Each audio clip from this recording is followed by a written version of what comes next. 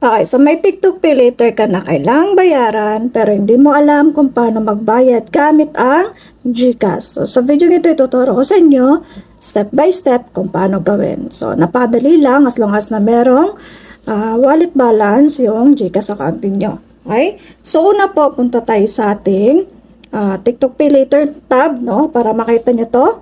Ayan.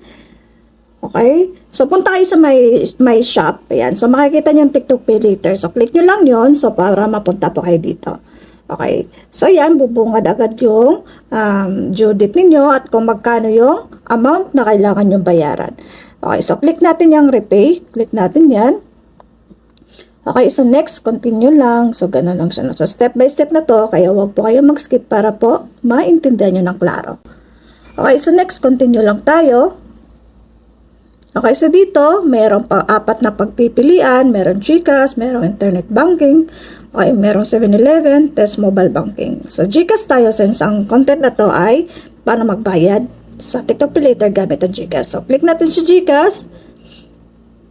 Ayan. So, dito, online payment linking. So, kailangan i-link muna yung ating GCash account sa TikTok Pay Later. Okay? Okay, so next ay maglalagay tayo dito ng account number ng ating GCash account, no? Tapos, next lang tayo. Okay?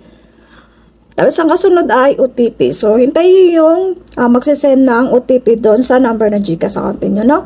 Tapos, lalagay natin dito. Tapos, mag-next lang. Okay?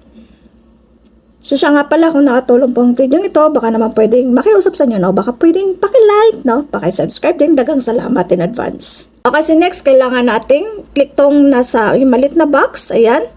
Tapos, authorize lang tayo. So, kailangan na i-authorize muna yung TikTok Pay Later, no? Sa ating GCash. So, authorize natin yan. Tapos, next, kunin ulit natin yung OTP from GCash sa number ninyo, no? So, magte-text yan. Tapos, lagay nyo dito. Then, next lang. So, ganun lang siya kadali. Paano tayo magbayad? Tapos, online payment linking successful na siya. Click natin ang OK. Okay? Pag okay niyan, babalik ulit tayo dito. Okay? So, dito na-link na yung GCash account natin. Tapos, pay lang. So, click lang natin ang pay. So, make sure po na merong sapat na balance yung ating GCash account para mag-success siya. Okay, so ganun lang siya. Repayment successful na. So, check nyo yung notification ng inyong TikTok account, no? So, magsisend agad yan. Kagaya nito. Ayan. TikTok Pay Later notification, you had made the repayment. Ayan. So, ganun lang po, no? So, sana po nakatulong sa inyo. You're welcome.